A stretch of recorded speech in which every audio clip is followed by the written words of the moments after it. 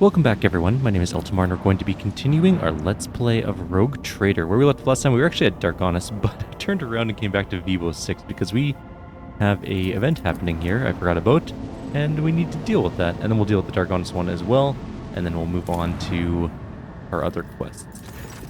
A nearby transport hub has been ravaged by a Drukhari raid. Trade is threatened across the whole region. We can not bolster the convoy's escorts because we don't have security. We can wait till the danger has passed, or we can declare a hunt for the Xenos, which lowers our profit factor. Let's just wait for danger to pass, lose the efficiency. That really, I don't think, needed me to show up for this. It's weird that you had to be there in person for that one, but okay, fair enough. We've had other events that you didn't have to be there for, and we could easily have dealt with that there. Anywho.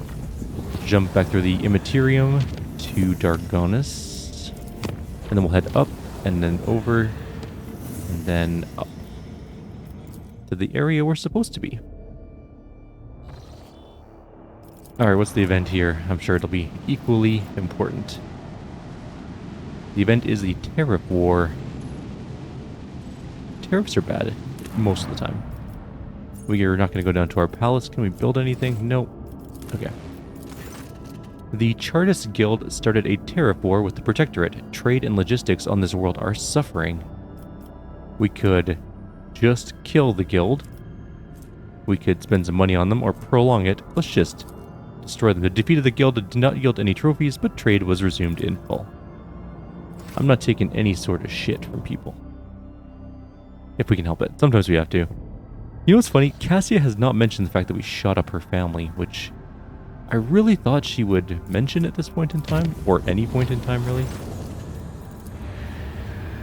But apparently she's not particularly upset about it. Oh, this is a dangerous jump. This could be a fight. Trust our navigator's judgment. I have to go deal with it, don't I? Okay, a warp entity has shown up. We're going to go punch it in the face. I'll be back in 2 seconds. After the fight. We'll see what it is first. Maybe it's a really cool fight. Maybe it's like a giant demon prince. No, if it's a demon prince, it'd be a lot of trouble. Is it blue horrors or pink horrors again? Yeah. Blue and pink horrors. Okay, this is very easy. This is the exact same one as last time. It wasn't a very hard fight. It was just kind of annoying. I'll be back in a second. Alright, we successfully freed ourselves from the Immaterium. We killed the horrors. They were not that hard to kill, honestly. The route to this place is deadly. We're going to knock it down a couple notches. We do have some navigator juice. At least knock it down to unsafe. We've now arrived at the Atlas Reach. Let's go, well, let's chart new routes first and see what it's got going on. If there's anything exciting coming out of it. No. No, there's not. Alright, let's visit it.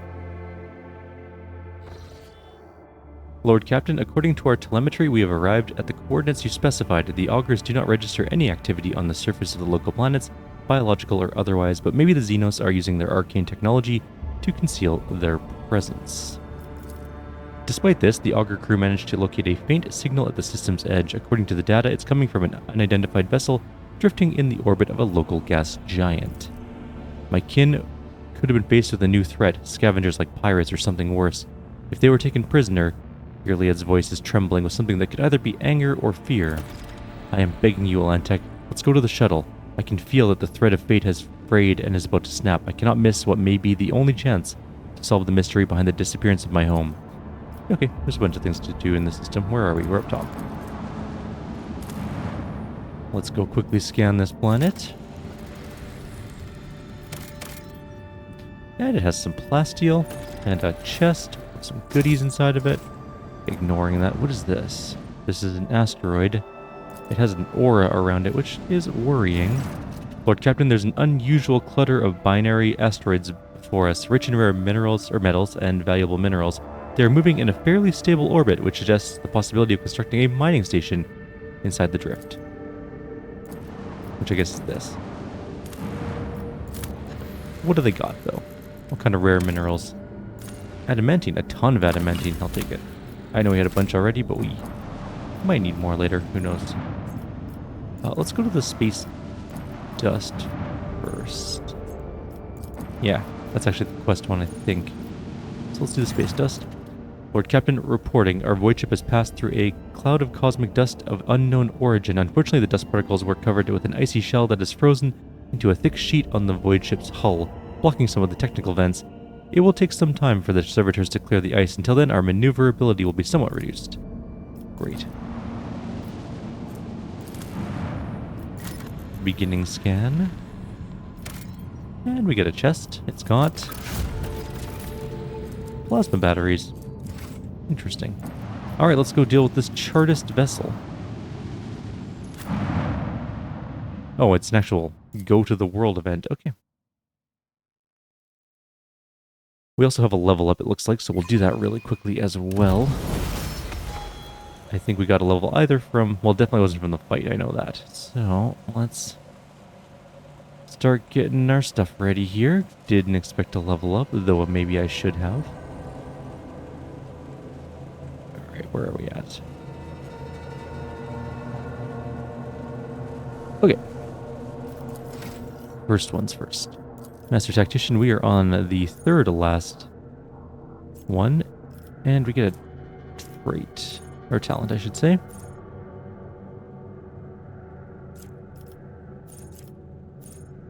Alright, what do we got? We already have that one.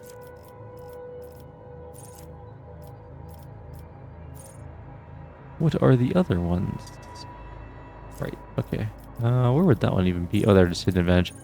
All the Master Tactician's abilities work as if the Master Tactician has 7 more stacks of tactical advantage. I really should use my tactical advantage stuff more often, but we just murder things so fast that it doesn't seem particularly vital, but whatever.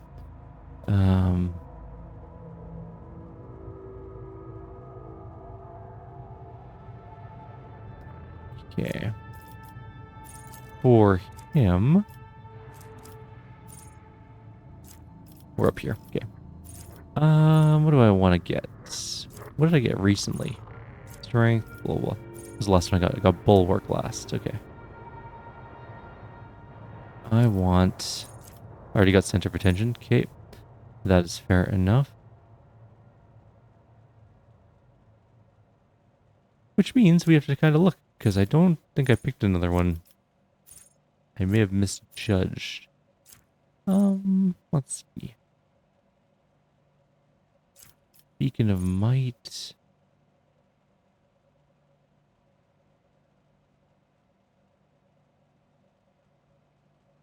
A number of temporary wounds, strength for 1 round.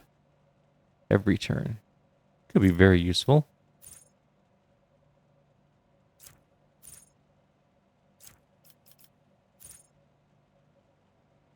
That's actually pretty good. Well, the Vanguard has at least 1 ally within a 2-cell radius. The Vanguard gains +3 plus toughness percentage parry. That's kind of useful.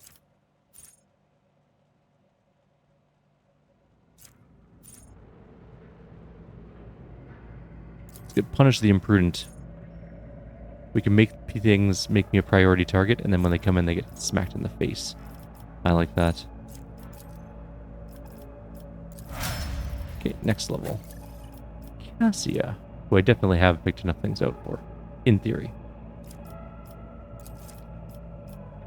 She gets a characteristic this level, so I think she is taking intelligence or toughness. She doesn't do a lot of intelligence stuff. Let's just give her toughness. I want her to survive things. Also, I think all of her abilities, I guess Lore Warp, or Lore Imperium, sorry, does need intelligence, but she doesn't do a lot of that. And I don't think anything else does. So let's just give her some toughness. And she also gets a thingy.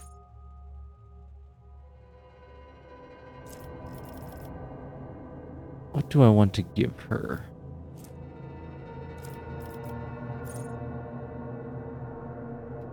Every time a combat tactics arrow is affected by a stratagem, all allies get +1 MP. That's okay. Ebb and flow. Additional action point. Or perception. Starts all turns, including extra turns with 3 additional movement points. Nah, not super important.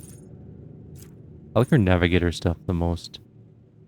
Whenever an enemy fails a resistance test against a navigator power, Net attacks against them gain plus 20. We don't have any perception bonus. Nah. Navigator deals 1 additional damage for each bonus characteristics of their currently equipped staff. What is her staff?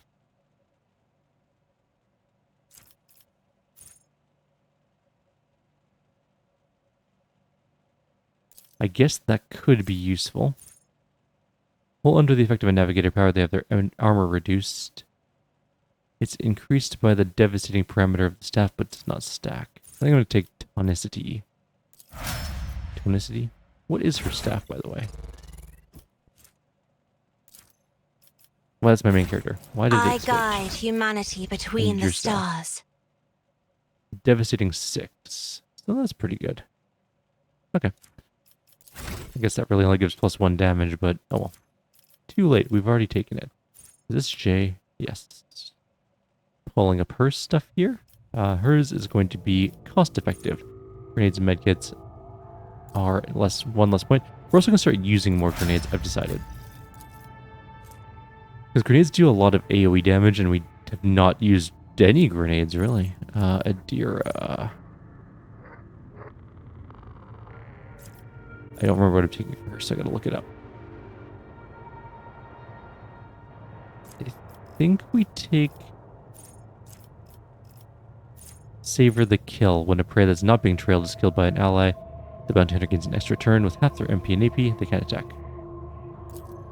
That's just the same thing as Pascal got. It gives her an ability to, or gives her extra buff abilities and stuff like that. And we can give second, yeah, we can give a bunch of things. I don't need to level up Yearly yet. Oh, she's on the ship, right? Yes, we do. Oh man, she's got so many levels to do. Okay, that's fine. Where are we at with her? I don't even know. What was her last thing? Elusive Shadow. Okay. So we're going to take Professional Acumen. We're going to take Ballistic Skill. We're going to take Extra Toughness in the form of It Will Not Die. We're going to take more. I'm just looking up someone's build for this because I'm not going to use her in a group. I don't want to spend time figuring out her stuff. I'm not even going to bother using her. Awareness. Dispatch. That one. Dispatch 2. Training Perception. Don't know why. I haven't looked at this build and I don't know what it is supposed to do. We're just going to use it for this particularly. Lethality heightens. This particularly short, I think, short-ish mission. I don't know why it wants her to have intelligence, but sure, why not? Okay. Lore Xenos, which she is pretty good at. Good enough. Killing Edge next. Ballistic skill training. Don't know particularly what. Doesn't she already have ballistic skill training? Advanced skill? Ballistics, maybe? Not even here.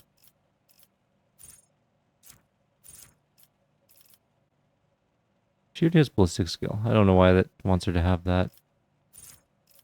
She's using a las gun right now, right? She's already at las. That's weird. Never mind.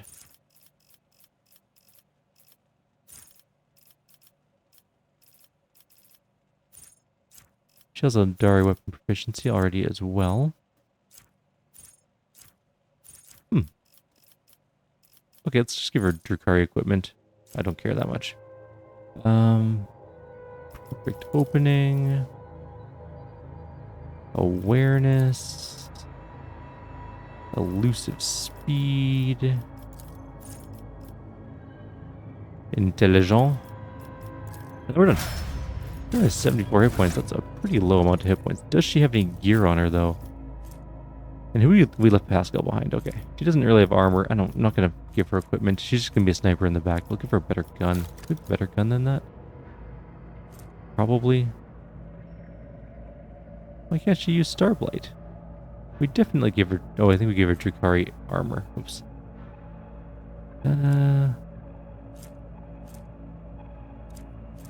You know what? This is going to be just fine. Who cares? Let's go.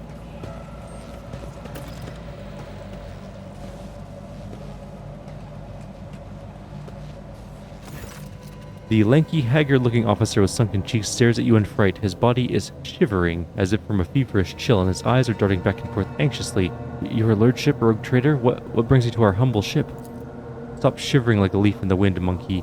Answer me, have you seen others like me in the system? If you have, tell me where, when, and under what circumstances your path crossed and diverged afterwards. The officer's eyes widen at the sign of Yurliet. His face grows even paler than before, and his lips move in a wordless prayer, unable to utter a word in response. A whirlwind of orange and blue torments their souls. Can you not feel its gusts in the air all around us? Its hues are terrifying indeed. What did you say? Rogue trader? How would a mere officer know who's standing in front of him? Jay's face changes, and she immediately grips the handle of her weapon. Adira flinches as if from a blow. She turns her head with unblinking eyes and stares at Yurliet. Red, where are you going? Where are you going? There's no path. The only thing there is, you only think. How do you know that I'm a rogue trader? Adira lets out a piercing shriek. There's no path, Red. There's only marsh. Marsh, and underneath it rings. Black dragon rings. They have already encircled and broken you. They're encircling us. The officer swallows and gives you a strange look, then closes his eyes. Emperor, forgive me.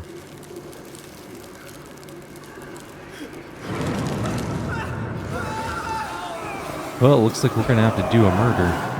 Oh, okay, this is looking less good.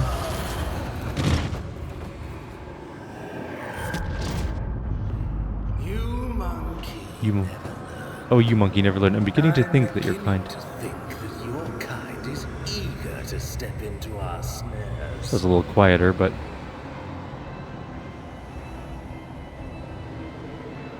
We got captured by the Drukhari. You gasped, sucking in the poisoned air, each breath scorching your insides with liquid fire from throat to lungs. Every cell in your body is engulfed in a maddening pain, as if you were being doused in molten metal, skinned alive and subjected to yet another form of torture. You hear sounds coming from somewhere far away, the moans of your people, the shuffling of bare feet, and the light footsteps getting closer. Rogue traitor, a long-awaited meeting indeed. You can barely see anything through the haze of agony, but you still remember the voice well, the voice of the Xenos who devastated your capital world. Marazai's face is hidden behind a helmet, but his tone leaves no room for doubt. He is smirking.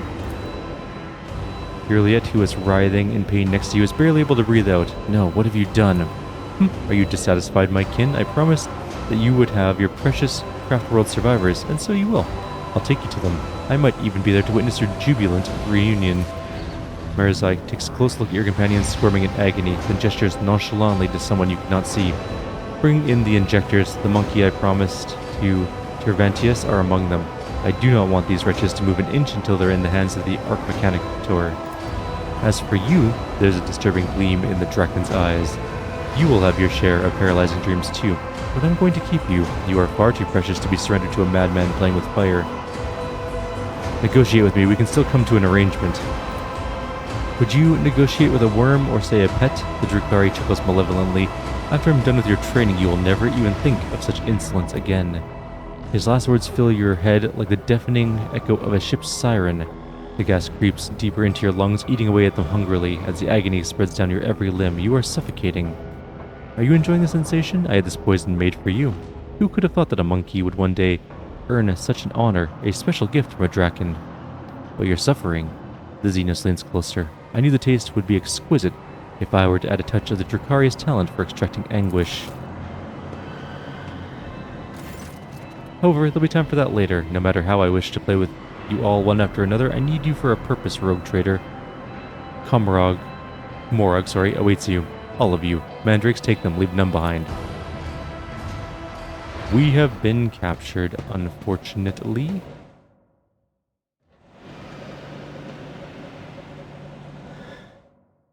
And 16 hours and then 1 hour. We're now at the Obsidian Court.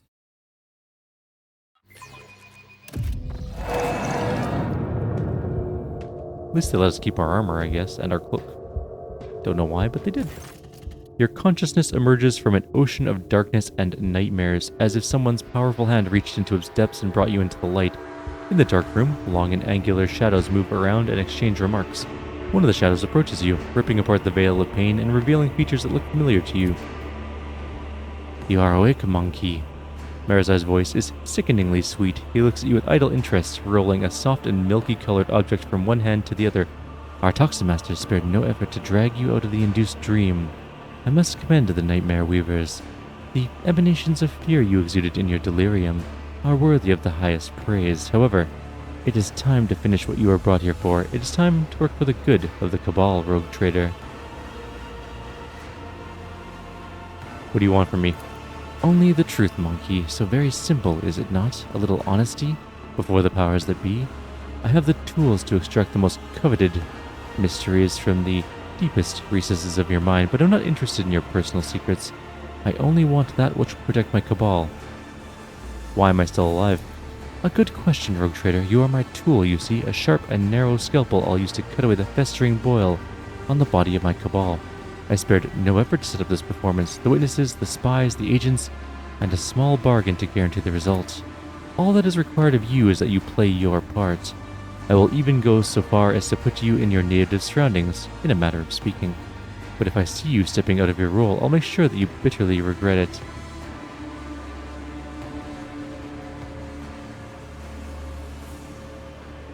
How about we make do without roles and posturing? There's still a chance to strike a deal.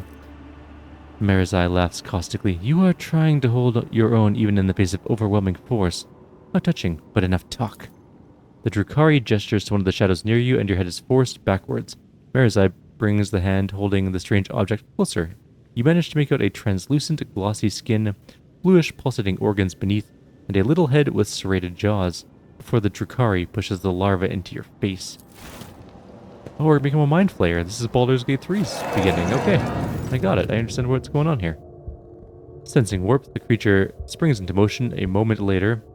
As it blindly pokes at your skin, it discovers your nostril and rushes forward, stretching the skin and tearing through the mucous membrane. Unbearable pain overwhelms you as the larva begins to force its way through the soft tissue and cartilage, each of its movements causing a crunching noise to reverberate through your skull.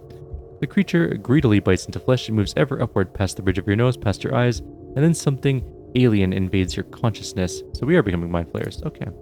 Darkness clouds your eyes, but the sensation of an alien presence does not relent. This is not a conscious mind, but something primitive yet unbelievably strong in its unknowable pursuit. It is crawling around your thoughts, scratching them with its sides and changing their shape. Perhaps this is all a bad dream, a quirk of the intellect exhausted by endless troubles, a calumny of a mind too weak for the burden it was made to carry. A stray light dawns at the edge of your perception. Looks like we're on our ship, maybe? Definitely on our ship. Everybody's dead. You have disappointed us, rogue trader von Valancius.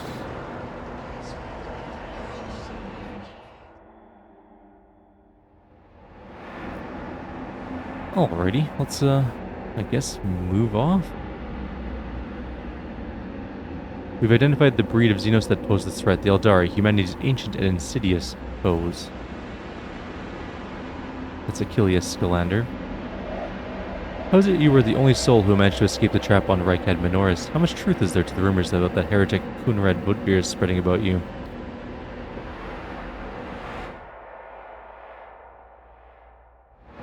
Do my eyes deceive me? Explain yourself, Valantek. Why is there a shard of Cruderak in your chamber?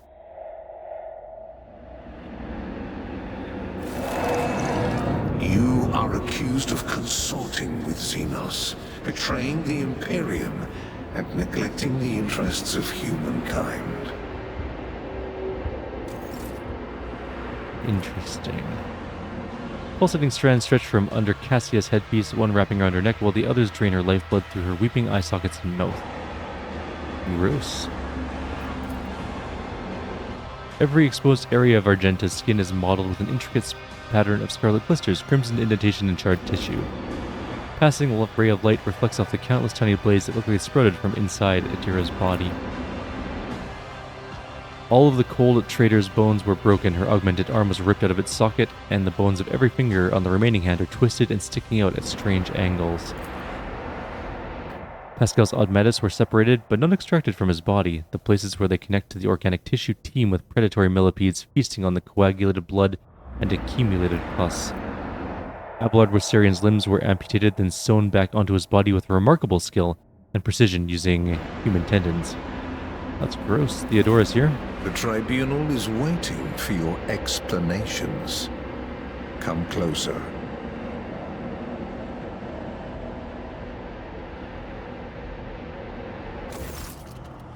And here comes our principal witness, the rogue trader himself. Heinrichs gives you a cold look. If the presented evidence was not enough to convince you, his testimony will conclude this confusing case, full of oath-breaking lies and heresy. You drag this boy into this trial, and now expect someone will lend an ear to a lowly heretic's testimony? I thought better of you, Interrogator Van Calix. I was so very wrong. Ladies, Theodora's voice sounds even harsher and angrier than you remember. Lord Inquisitor makes a vaguely dismissive gesture. Enough, let him speak. The sooner this business is concluded, the better. Then let us continue. Shielded by powers of the warrant of trade, granted by the Imperium, Theodora von Valencius was more than once allowed herself to openly collaborate with Xenos. You'd never seen such a contemptuous grimace on the interrogator's face. She plunged her entire protectorate into apostasy and heresy, including the current rogue trader, and went out of her way to prevent the Inquisition and me personally from maintaining order inside the Expanse. Does the rogue trader admit to fraternizing with the Xenos, serving them as a puppet, and rejecting the God Emperor's blessed light for the sake of his heretical desires and base profit? Wait, something is wrong. Why are you all here? Where's Marizai? What happened? You try to recall anything at all, but your thoughts keep swirling like a turbulent maelstrom in your head, and searing pain grips your temples. We woke up. Or we partially woke up? Heinrichs bends over you with a crooked smile. Rogue traitor, are you all right, or was your heretical association with Xenos so disruptive that you lost your mind? The mocking words do little to hide his irritation. The interrogator is obviously displeased with the turn the conversation is taking. The Inquisitor leans forward slightly at the sight of your anguish. For a brief moment, the boredom in his eyes is gone. It was amusing, but the joke has outstayed its welcome. Theodora shoots the interrogator a nasty look. It is painfully obvious this heretic is dancing to your tune. His word against mine? You had lost before you even unsheathed your blade, Heinrichs. You need not worry, dear Captain. It was not my intention to bring up unsupported claims. Heinrichs produces a data slate and skillfully manipulates the device until he locates the necessary information. The rogue trader has often been accompanied by a Xenos companion, although the warrant of trade does allow one to grant sanction to individual specimens. What is this if not a confirmation of the von Valencius family's loyalty to the enemies of humanity? The rogue trader's ties to the Drukhari, a different subspecies of Eldari, are just as obvious. Who else could help him divine the carefully prepared plans of the Drukhari if not other Drukhari? Eltmar von Valencius always ended up in the location of the next Drukhari raid, knowing for certain where they were going to strike. Before the court and the God Emperor himself, actually no. Yes, I did cooperate with Xenos. This I will not deny. Cooperation is a double-edged sword. Sometimes you use your partner, and sometimes your partner uses you, which is what happened to the rogue traitor. Lady Theodora used him to undermine the standing of the Imperium in the Expanse. The tribunal remains silent, although those present cast anxious glances at your predecessor. At this point, the tribunal probably wants to know what the true intentions of the von Valencius dynasty are. The rogue traitor claims he has been waging war against the Drukhari this entire time, except, was there really a war? Or was it another carefully staged performance? Heinrichs is looking at you, closely, almost without blinking. Allow me to explain what actually happened. Eltmar von Valencius personally invited the Drukhari to his worlds, and then used their strength and resources to sow chaos in the Expanse to gain leverage over his rivals. It is very convenient to play the victim while working with those who rob your neighbors, blind, and terrify the worlds that pay you tribute. How much did you profit from this rogue traitor? Did you think I would not uncover your pathetic conspiracy? Enough of this circus, Heinrichs. I did not step up any attacks. Rogue traitor, Heinrichs addresses you through clenched teeth. You are destroying your only chance to make yourself useful to the Inquisition and to me personally. Do not tempt fate and do not resist the examination. Are you really saying your war with the Drukhari is not a hoax? Then how did you and your foolish subjects know the coordinates of the enemy ships every time? How did you know their targets? Did you think your expert on all things Xenos was shrewd enough to divine the carefully devised plan of the Cabal's finest? No, only other Drukhari could do that, and even then only a few. This means you were in collusion with them. Bull-headed stubbornness does not befit a man of your pedigree, rogue traitor, but since you have decided to deny everything, I will summon another witness. I am sure everyone will find it interesting to explore this sordid story from another angle. Juliet silently takes a graceful step forward. If the court so desires, my speech will run like a river and wash away your doubts, I found a shard of my home in the rogue trader's chambers, an entire craft world vanished among the stars, the only clue to its fate resting in the hands of this monkey. That was when I began to suspect that he had something to do with the misfortune that had befallen my Kruderak. Do not be deceived by his breed. There is a cunning predator lurking behind the fluttering of fragile butterfly wings. The monkey before you is a bizarre amalgamation of qualities not usually inherent in his feeble species. He has mastered the mysteries of many of this world's cultures, the secrets of the universe and ancient artifacts, the fine art of war, the intricacies of defeat. All are embodied in a single monkey, however hard it may be to believe. However, the thread that bound our paths broke the moment I realized the monkey's involvement in the disappearance of my home. To flee the rogue trader, I tracked down and eliminated his chief tracker, who has pursued our kin in this part of the galaxy for many years, and thus earned clemency before this court. So Achilles did not simply vanish, you helped him disappear. Heinrich nods curtly. I say he had only himself to blame. An agent who cannot recognize an impending threat is useless. Say nothing. Heinrich nods in satisfaction, noticing your reaction, or rather the lack of it. The court has been presented with enough evidence, and I hope no one is harboring any doubts as to the guilt of the von Valencia's dynasty, but let us allow the rogue trader to say his final word. We're all curious to know what you have gleaned from this inquiry. I am nothing but a puppet in this charade. Everything that has taken place in this trial is a vicious lie. You try to push the words out of your throat, but they quickly become stuck in a suffocating lump. Heinrich notices your struggle and quickly changes the subject. The rogue trader is obviously stunned by the realization Theodore has been using him this entire time to impede me. Enough.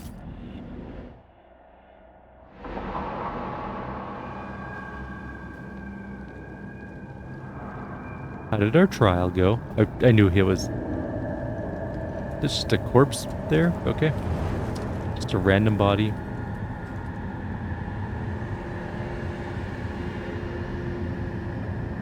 As soon as we get to a point where we can say we'll call it a video there. We're in a cutscene.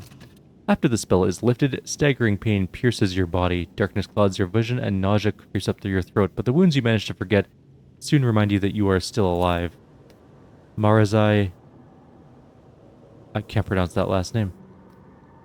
Azirish, Draken of the Cabal of the Reaving Tempest, First Blade to Lady Ymris, Eviscerator of Illyridos, Blaze of the Barkhead Kingdom, and Slayer of Carocius the Pale. The commanding inhuman voice tears you from the vice of agony, and you see a silhouette of a Drukhari whose very presence makes your innards clench. How dare you come before the Council of Archons of the Dark City with this lesser creature? We don't have very good lore, but we can try. The Xenos looks menacing. Perhaps she is the personal guard of the Drukhari sitting on the throne. Look at Marazai. A triumphant grin erupts on Marazai's face, but the Xenos remains surprisingly composed and does not dare interrupt the unknown speaker. Yurliet? Yurliet absorbs every word, occasionally wincing in pain and covering her weeping wounds. Her posture and gestures are full of tension. Like a prey cornered by a pack of predators, Yurliet shrinks under the hungry stares of those around her. Look at the Drukhari. One half of his face is hidden behind a golden mask with an intimidating visage. The other half is showing a malicious, sharp-toothed leer. The Xenos' elaborate armor is decorated with skulls and patches of human skin impaled on countless blades and hooks. He carries himself with authority and ease, as though he is a ruler who holds the threads of fate of all those present tightly in his grasp. Let's listen. With the mightiest respect, mighty Nazarikai, Archon of the Cabal of the Black Heart, first among the chosen, voice of the Overlord of the Dark City, bringer of demise, conqueror of 100 worlds. Nazarikai dismisses... Nazarikai dismisses Marazai with like a bothersome fly. The Council of Archons has heard enough platitudes, Draken, Marazai, and no longer wishes to... Sly intrigues, ruthless chill to jagged ice, turns lips, something. I do like the Dark Elder aesthetic, it's pretty cool. It's very edgelord. A vitriol verbose, the cut and thrust, keep time with fate's own machinations grave. But whose deft footwork leads into naught but dust? While from its brutal finish none can save. This play the puppet master granted me, through murky stalls a path obligingly. The puppet master has Vect himself invited you to this chamber. The Archon chokes on his own words, but quickly regains his composure. No matter, you may be our guest, Arbenian, but you are merely a spectator in this performance, and spectators do not belong on the stage, as you undoubtedly know. Do not interfere. The stranger presses a delicate finger to the lips of his sorrowful mask and says with a twinkle in his eye, "A shadow in the shadows I will be." Hey, Archon, or whatever your name is, I will soon be adding your mask to my collection of Xenos artifacts. The words fly from your lips when a sharp pain seizes your head in a vice-like grip. Oh, they almost fly. Blooded nausea roil inside of your throat, and the world starts swaying before your eyes. It looks like the creature Marizai shoved in your head is still suppressing your will with all of its might, but you can already feel its approaching demise. Well, we can maybe do this one? Let's look at the Eldari who interrupted the trial. We succeeded. The bright motley, the hollow suit, the mask hiding the owner's face, the graceful, subtle movements. Before you sense a Harlequin, another representative of the multifaceted Eldari race. The Xenos catches your eye and nods. For a moment, the play of shadows on the mask appears to twist its expression into a mischievous grin. Let's try to do this thing. Oh my god, we actually succeeded at a 25% chance.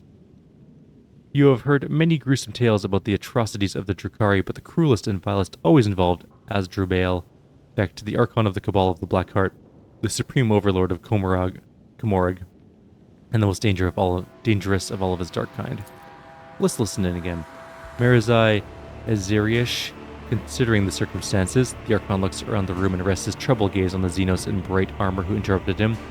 The council finds Archon Yimray... Oh my god, I can't pronounce that name.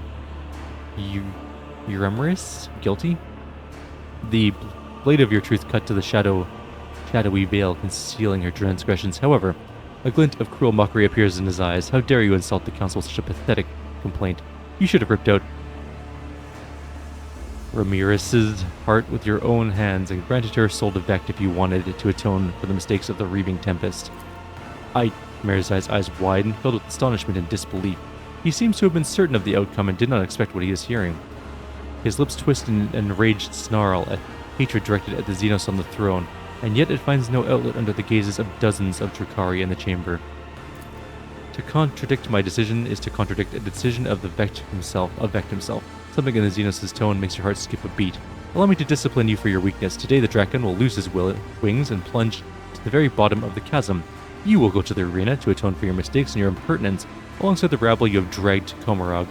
If you are true Draken, you will rise again, and if you do not, your suffering will satiate the worthy. Lay down your weapons and follow my guards. I will let you keep what little dignity you have. This is my final gift to you, Marizai. Maybe he gets to join our group now. We really need to save. This has been like a long conversation path. My throat is extremely dry. The Archon nods in satisfaction and makes an unfamiliar gesture. The guards draw closer to you. Let us return to you, Remoris. The Harlequin's laughter interrupts the Archon and echoes out under the vaults of the chamber in a resounding baritone, and all the masks upon the marks now stand. The slave of vanity, the spire, ascends. The thief and traitor cast downwards by her hand. Unbeknownst to all, their fate depends upon a lead unseen, a player green. The Harlequin leans forward and eyes you with genuine interest. Is this how you treat the hospitality of Komorag? Arabenian? The Archon angrily balls his fist, the shadow of his wrath hanging over the Eldari interloper like a thundercloud. I thought your words were worth more. You insult me by interrupting the trial again. The Xenos sweeps in a theatrical bow, taking his eyes off Nazrakai's face. You, Archon, speak just a rebuke in truth. Fate's melodies in snarls, fantastic have, entrapped me here, and when I heard them play, I could not keep my lips from grinning wide. Here comes the hour for shadows to retreat, to where curtains wait to rise, the laugh. Where the curtain waits to rise, the laugh with no beginning now sends forth the call.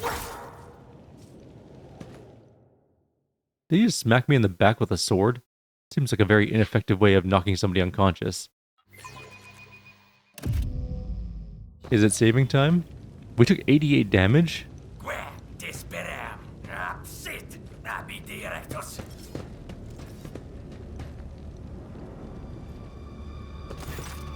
The world is an impenetrable haze of warm pain. You lie motionless. No, you rest. In the murky gloom, slowly dissolving into nothingness. Sometimes your repose is troubled by unpleasant and persistent tremors coming from the place where your legs used to be. You don't have legs anymore? You do your best to ignore them. Are you... Away, you vulture, this is not your prey. A vaguely familiar voice reaches you through the haze, or through the curtain of darkness, but your disobedient thoughts refuse to reveal when you've heard it before. Was it just recently, or 100 lifetimes ago? The trembling coming from your legs is replaced with a violent jerking motion, then it finally stops. From this phantasmagoria retreat and deathly seize my merchant vagabond. The rogue trader, obviously. The puppet master strings left dangling. Again, rise up to take your place and dance. The spark ignites in the darkness, and its light ruthlessly cuts through the gloom that envelops you. An ugly image of the reality around you assaults your retina. You can feel your body again, and realize it's filled with pain. Your shoulder is sore from an injection. Rogue trader Eltamar von Valencius lies before you. Kneel and help me to rise. The stranger's tone speaks of bored indifference. Let your hauteur a steady crutch become, and vanity its elbow offer up. We have a very low chance of carousing, but we'll try it. You immediately regret this decision, which was to feel your body. Every inch of your body is suffering. There's a dull, debilitating pain in your head caused by chemicals of some kind. Your body is covered in deep cuts made either for fun or with sinister intent. All your organs appear to be intact, but the same cannot be said for your blood. You've lost a great deal. Finally, a strange gnawing spasm occasionally flares at the base of your skull. It's not severe, but for some reason it's what concerns you the most of all. All of your equipment is gone, as are your shoes. You do not even have a knife at hand to fend off enemies or to open your veins. Where am I? Among the shadows in the wings you lie, where taut are pulled the puppet master's strings. The stranger intricately links his fingers to mimic the tools of a puppeteer. Look around me. You are surrounded by the dead, numerous corpses, mutilated bodies, and pieces thereof. Humans, Drukhari, and other Xenos unfamiliar to you lie motionless in this gruesome mortuary. Who's my rescuer? Your eyes refuse to focus on the blurry figure of the person who came to your aid. He appears to be tall, and your mind emphatically refuses to continue, for every movement or moment of concentration causes you suffering. My companions, where are they? Not here. The roles have been decided now. But if you play your part, perhaps the plot will draw you back together, or to doom. The figure's cruel laughter follows. This overture inverts the final lines. The merchant's time to tread the boards has come. Embark you now upon your pilgrimage, and take my parting gift. Humble prop. The stranger deposits something in your hand and disappears into the twilight. A gift from beyond the grave. We're going to try and rise up.